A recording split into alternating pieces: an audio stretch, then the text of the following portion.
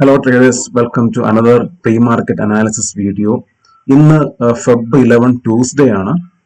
അപ്പോൾ നമുക്കറിയാം കഴിഞ്ഞ 4 ദിവസങ്ങളായിട്ട് മാർക്കറ്റ് കണ്ടിന്യൂസ് ആയിട്ട് ഫോളോ ചെയ്തുകൊണ്ടിരിക്കുകയാണ്. അപ്പോൾ ആ ഫോളിന്റെ ഒരു പാറ്റേണോട് നിങ്ങൾ നോക്കിക്കഴിഞ്ഞാൽ ഒരു സമയത്ത് പോലും അതിന്റെ ഒരു പ്രീവിയസ് സ്വിംഗ് ഹൈ അതിന് ബ്രേക്ക് ചെയ്യാൻ സാധിച്ചിട്ടില്ല. കണ്ടിന്യൂസ് ആയിട്ട് ഫോൾ, അതായത് ഒരു ലോവർ ഹൈ പാറ്റേണിലാണ് മാർക്കറ്റ് 4 ദിവസമായിട്ട് താഴോട്ട് വന്നുകൊണ്ടിരുന്നത്. ഇന്നലെ മാർക്കറ്റ് കഴിഞ്ഞ 4 ദിവസം മുന്നേ ഒരു ക്രിയേറ്റ് ചെയ്തൊരു ഗ്യാപ്പ്, ആ ഗ്യാപ്പ് ഫില്ല് ചെയ്ത് ഇന്നലത്തെ ഡേ ലോയ്ക്ക് മുകളിലായിട്ടാണ് ക്ലോസ് ചെയ്തിരിക്കുന്നത്. നിങ്ങൾ ബാങ്ക് നിഫ്റ്റി നോക്കിക്കഴിഞ്ഞാൽ ഇപ്പൊ നിഫ്റ്റിയുടെ ക്ലോസിംഗ് എന്ന് പറഞ്ഞാൽ ഏകദേശം അതിന്റെ PDL-നോട്, അതായത് ഇന്നലത്തെ ഡേ ലോയ്ക്ക് ഏകദേശം അടുത്തായിട്ടാണ് നിഫ്റ്റി ക്ലോസ് ചെയ്തിരിക്കുന്നത്. അതേസമയം നിങ്ങൾ ബാങ്ക് നിഫ്റ്റിയിൽ നിങ്ങൾ നോക്കിക്കഴിഞ്ഞാൽ ഇതാണ് ബാങ്ക് നിഫ്റ്റിയുടെ 15 മിനിറ്റ് ചാർട്ടാണ്. ബാങ്ക് നിഫ്റ്റിയുടെ ക്ലോസിംഗ് നിങ്ങൾ നോക്കിക്കഴിഞ്ഞാൽ ബാങ്ക് നിഫ്റ്റിയുടെ ക്ലോസിംഗ് PDS-നോട് കുറച്ച് ചേർന്നാണ് നിൽക്കുന്നത്. അതായത് നിഫ്റ്റിയുടേത് PDL-നോട് അടുത്താണ് നിൽക്കുന്നതെങ്കിൽ ബാങ്ക് നിഫ്റ്റിയുടെ ക്ലോസിംഗ് PDS-നോട് കുറച്ചും കൂടെ അടുത്താണ് നിൽക്കുന്നത്. അപ്പം ഇതിൽ നമുക്ക് മനസ്സിലാക്കാൻ പറ്റുന്ന കാര്യം കഴിഞ്ഞാൽ ഇന്നലത്തെ ഒരു ക്ലോസിംഗ് വെച്ചിട്ടാണെന്നുണ്ടെങ്കിൽ ബാങ്ക് നിഫ്റ്റിയാണ് നിഫ്റ്റിയെ കഴിഞ്ഞും കുറച്ചും കൂടെ ഒരു സ്ട്രോങ് ആയിട്ട് നിൽക്കുന്ന ഒരു ഇൻഡെക്സ്. അതുകൊണ്ട് ബാങ്ക് നിഫ്റ്റിയുടെ ഒരു സപ്പോർട്ട് ഇന്ന് നിഫ്റ്റിക്ക് കിട്ടുവാണെങ്കിൽ ഇന്ന് മിക്കവാറും നിഫ്റ്റി ഒരു ഇന്നലത്തെ ഡേ ലോ ബ്രേക്ക് ചെയ്യാതെ മുകളിലോട്ട് പോകാനുള്ള ഒരു സാധ്യത ചെറുതായിട്ട് അവിടെ കാണുന്നുണ്ട്. നിങ്ങൾ ഇത് ഓപ്പണിങ്ങിനെ അപേക്ഷിച്ചിട്ടിരിക്കും. ഇപ്പൊ നിങ്ങൾ ഓപ്പണിങ്ങിൽ ഞാൻ ഈ പറഞ്ഞ കാര്യങ്ങൾ അവിടെ വർക്കൗട്ട് ആവുന്നുണ്ടോ നിങ്ങൾ ചെക്ക് ചെയ്യുക. അതുകൂടാതെ നിങ്ങൾ വേറൊരു കാര്യം കൂടെ ഇവിടെ ശ്രദ്ധിച്ചാൽ മനസ്സിലാകുന്നത്, അതായത് ബാങ്ക് നിഫ്റ്റിയുടെ ഇന്നലത്തെ ഈ ഒരു സ്വിംഗ് ലോ, അതായത് ഏകദേശം 2 മണിക്ക്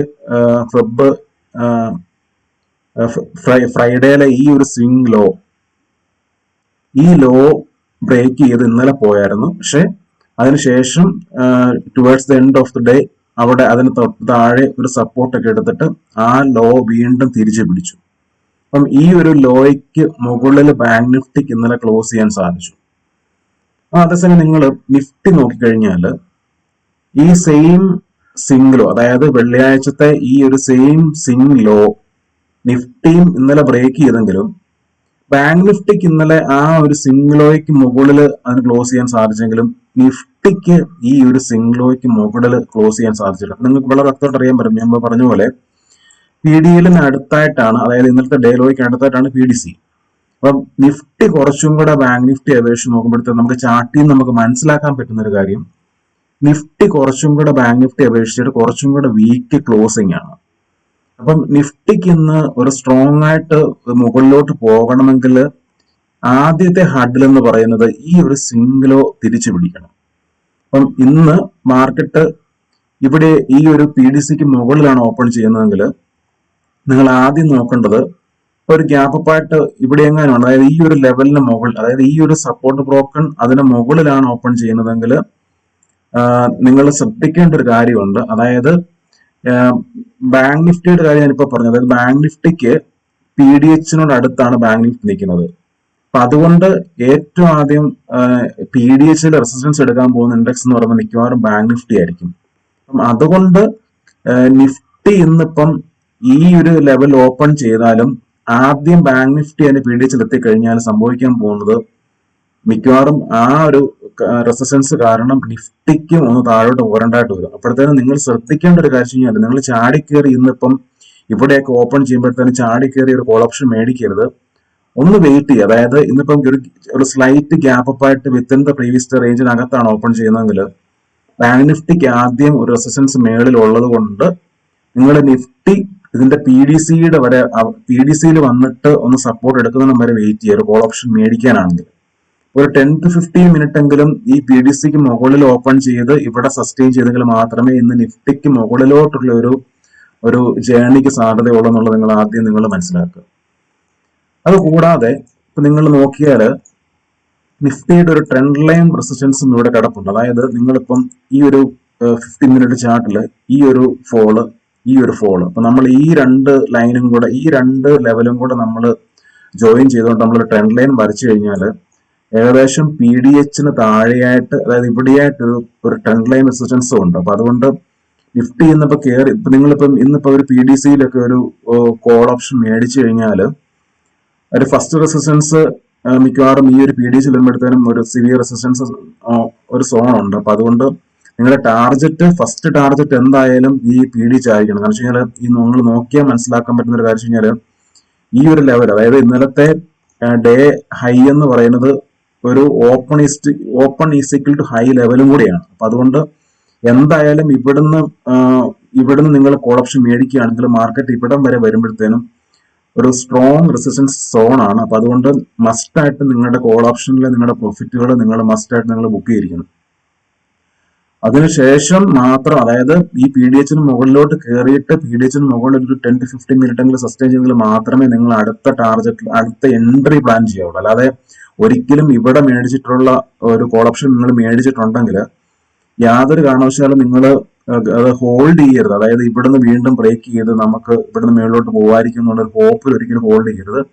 2 ട്രേഡായിട്ട് പ്ലാൻ ചെയ്യണം. നിങ്ങളുടെ ട്രേഡറെ 2ആയിട്ട് സ്പ്ലിറ്റ് ചെയ്യണം. അതായത് ഇവിടെ എടുത്തു കഴിഞ്ഞാൽ ഫസ്റ്റ് ടാർഗറ്റ് ഇവിടെ എത്തിക്കഴിയുമ്പോഴത്തേനും അത് ബുക്ക് ചെയ്യുക, വീണ്ടും നിങ്ങൾ വെയിറ്റ് ചെയ്യുക, വീണ്ടും ഒരു സ്ട്രോങ് ആയിട്ടുള്ള ഒരു സപ്പോർട്ട് ഐദർ നിഫ്റ്റിയോ ബാങ്ക് നിഫ്റ്റിയോ ഏതെങ്കിലും, ഇപ്പൊ നിങ്ങൾ നിഫ്റ്റിയിലാണ് നിങ്ങൾ സ്ഥിരമായിട്ട് ട്രേഡ് ചെയ്യുന്നെങ്കിൽ ഒരു റെസിസ്റ്റൻസിൽ എത്തുമ്പോഴത്തേനും പിന്നെ നിങ്ങൾ ടാർഗറ്റ് ബുക്ക് ചെയ്യുക. അതിനുശേഷം നിഫ്റ്റിയോ ബാങ്ക് നിഫ്റ്റി ഏതെങ്കിലും ഒരു ഇൻഡെക്സ് അതിൻ്റെതായിട്ടുള്ള ഒരു സ്ട്രോങ് സപ്പോർട്ട് വരാതെ ഒരിക്കലും നിങ്ങൾ മേടിക്കരുത്. അതുകൊണ്ട് ഈ ലെവലുകൾ ഭയങ്കര ഇമ്പോർട്ടന്റ് ആണ്. ഈ ലെവലുകൾ ഇന്നത്തെ ട്രേഡിംഗ് നിങ്ങൾ വാച്ച് ചെയ്യുക. അതുപോലെ ഇന്നിപ്പം നിഫ്റ്റി ഈ ഒരു പി ഡി സിക്കും പി ഡി എല്ലിനും ഇടയ്ക്കാണ് ഓപ്പൺ ചെയ്യുന്നതെങ്കിൽ, അതായത് ഒരു നാരോ ഗ്യാപ്പാണ് നിഫ്റ്റിയുടെ പി ഡി സിക്കും പി ഡി എല്ലിനും ഇടയ്ക്കുള്ള നാരോ ഗ്യാപ്പാണ്. അപ്പൊ അതുകൊണ്ട് ഈ ഒരു ലെവൽ, അതായത് ഈ ഒരു ലെവലിൽ ബ്രേക്ക് ചെയ്യുകയാണെങ്കിൽ, നിഫ്റ്റി ഈ ലെവൽ ബ്രേക്ക് ചെയ്യുകയാണെങ്കിൽ പിന്നെ നിഫ്റ്റിക്ക് അടുത്ത സ്ട്രോങ് സപ്പോർട്ട് എന്ന് പറയുന്നത് 23,226 ആണ്. അപ്പം ഇതിന് താഴെയും കൂടെ നിഫ്റ്റി പോവുകയാണെങ്കിൽ വീണ്ടും നിഫ്റ്റി ഒരു സ്ട്രോങ് ആയിട്ടുള്ള ഒരു ബിയറിഷ് മോഡിലോട്ട് പോകാനുള്ള സാധ്യത വളരെ കൂടുതലാണ്. അപ്പൊ അതുകൊണ്ട് നിഫ്റ്റിക്ക് ഇന്ന് ഒരു സ്ട്രോങ് ആയിട്ടുള്ള ഒരു അപ്പ് മൂവ്, അല്ലെങ്കിൽ അറ്റ്ലീസ്റ്റ് അടുത്ത ദിവസങ്ങളിലെങ്കിലും നിഫ്റ്റിക്ക് മുകളിലോട്ട് പോകണമെങ്കിൽ ഈ ഒരു പി ഡി സി അല്ലെങ്കിൽ പി ഡി എല്ലിന് മുകളിൽ ഒരു 10 to 15 മിനിറ്റ് എങ്കിലും സസ്റ്റെയിൻ ചെയ്യാതെ ഒരിക്കലും ഇന്ന് അടുത്ത ദിവസങ്ങളിലാണെങ്കിലും നിഫ്റ്റിക്ക് മുകളിലോട്ട് പോകാൻ സാധിക്കത്തില്ല. അപ്പൊ അതുകൊണ്ട് ഈ ഒരു ഗ്യാപ്പ് അപ്പ് ഓപ്പണിംഗ് അല്ലെങ്കിൽ ഗ്യാപ്പ് ഡൗൺ സിനാറിയോസ് നിങ്ങൾ മനസ്സിൽ വെച്ചുകൊണ്ടിരിക്കുക.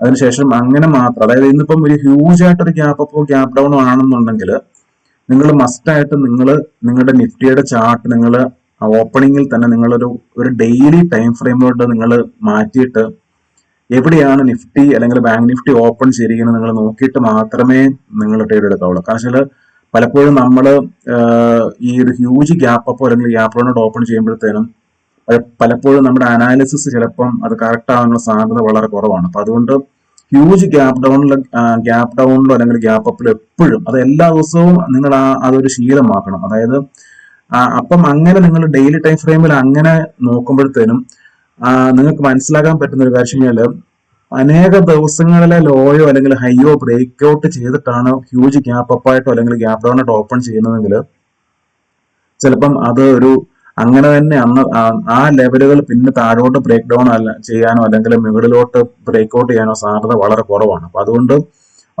ഒരു സൈഡ് വൈസ് ആയിട്ട് നിൽക്കാനുള്ള സാധ്യത വളരെ കൂടുതലാണ്. അപ്പം അതുകൊണ്ട് അങ്ങനത്തെ കാര്യങ്ങൾ നിങ്ങൾ എല്ലാ ദിവസവും നിങ്ങളുടെ ട്രേഡിങ്ങിൽ നിങ്ങൾ വാച്ച് ചെയ്യുക. അപ്പം ഇത്രയും കാര്യങ്ങളെ ഉള്ളൂ ഇന്നത്തെ ദിവസത്തേക്ക് എനിക്കിന്ന് പറയാനുള്ളൂ. Okay, thank you.